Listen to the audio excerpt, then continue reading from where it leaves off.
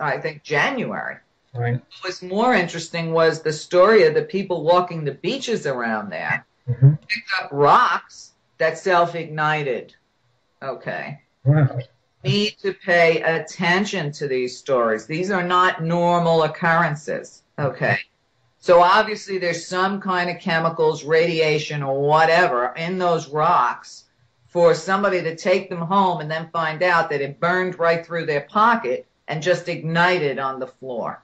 That's not normal. No, it's not. Plus, when you look at the earthquake fault and you put it together with false flags, which our government is great at creating, you know, I wouldn't put it past them to blow a power plant and blame it on Syria, blame it on Iran. And they don't care how many people died from that. Right.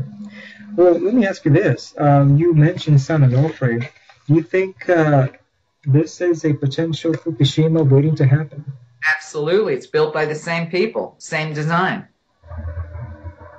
And it's only now, a year later, that TEPCO, who built the one in Japan, is being sued because they knew that it needed repair.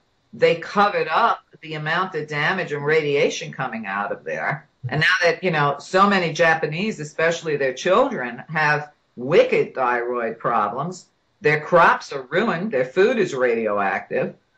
You know, you can sue them after the fact, but the bottom line is they just had another Hiroshima. Yes, I saw the news this morning about a quake affecting Japan. Right, 7.3, same spot a year later. Right. What a coincidence. What a coincidence, exactly. Yeah. So with the whole issue with the nuclear power plant in Japan, the Fukushima nuclear power plant, there seems to be a news blackout. There is a news blackout because hardly any major newspaper or any major website is mentioning any after effects on the radiation leakage and so forth. Of course not. You have to understand, all the media in this country, the TVs, the radios, the magazines and newspapers, are now owned by 3 corporations. Mm-hmm.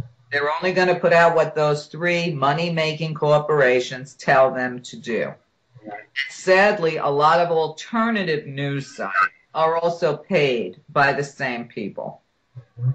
So people have to be very discerning in who they choose to listen to, because there's a lot of disinfo out there, even on the internet, even in what calls themselves alternative media. See, for me, I have no secret agenda. Okay, I lived a good life. You know, I'm ready to go anytime Spirit releases me from this planet. But I have children and I have grandchildren.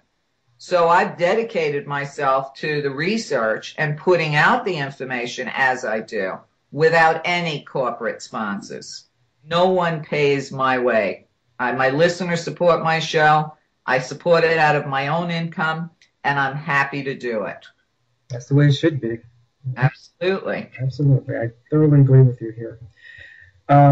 So let me ask you another question here, Meria. There seems to be a growing interest in a secessionist movement across the nation, with more and more states pretty much asking themselves if they'd be better off if they seceded from the Union. What's your opinion on this? What's your take on this? Well, you know, the Civil War was fought over the same thing, because states wanted to succeed, even though this new movie, Lincoln, makes it look like the Civil War was over freeing the slaves. That had nothing to do with it. That was just one of those things Lincoln had to do. So even that movie is nothing but disinformation. However, you know, I keep asking, what do we need a federal government for?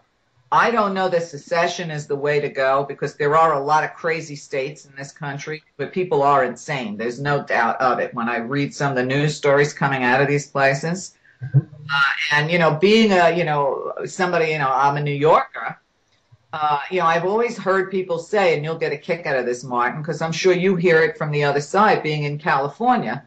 They say, you New Yorkers, when you look out your window, you only see California. And you know what? In a way, it's insulting, but in a way, when I read about the horrors that go on in the midsection of this country, why would I want to see any of that? Right.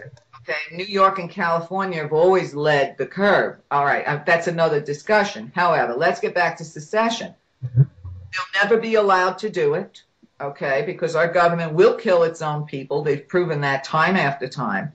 However, what the states should be doing is fighting for state sovereignty, where every state's laws supersede the federal government. So, in other words, in California, you approved legalization. The federal government should honor that because you're supposed to have state sovereignty. But the federal government can come in and squash that anytime they want. So what the states really need to fight for is to get their sovereignty back. If somebody wants to live in a state where pot's legal or same-sex is legal, they can move there. If they don't like it, they can stay in Arkansas or wherever the hell people are arguing it. Right. But secession will never happen. They'll never be allowed to happen. You think that this country can actually have another civil war? Absolutely. I think we could. However, and there's always a however, mm-hmm. Look around at the average American in my, daily roundabouts. Mm-hmm. I don't think Americans have the patriotic type. I hate to say that. I think most of them would just lay back and take whatever was thrown at them. Right. The days of, the active patriot, long over. I keep trying to remind people that when you look at the Founding Fathers' papers, they didn't say you had a choice whether or not you wanted to be an informed citizen. They said it's your duty to be an informed citizen. Right. So when I put my work out there, I don't know how else to tell people. You have a duty to either listen to what I'm doing or you do the homework. But that's not a choice. It's your duty. And they don't even call us citizens, they call us consumers. Okay. Well, Meria, we're coming towards the end of the first hour for our listeners on As Above, So Below Radio. Care to mention again any of the books you've written and the website so people can visit your website and tune into your shows? People can get a great sampling on my site. All my books are on my site. I also have a very good and informative, funny video on my site on how to tell psychic fraud, which has been one of my more popular lectures in the past 35 years. And the site is Meria with an E, MERIA.net.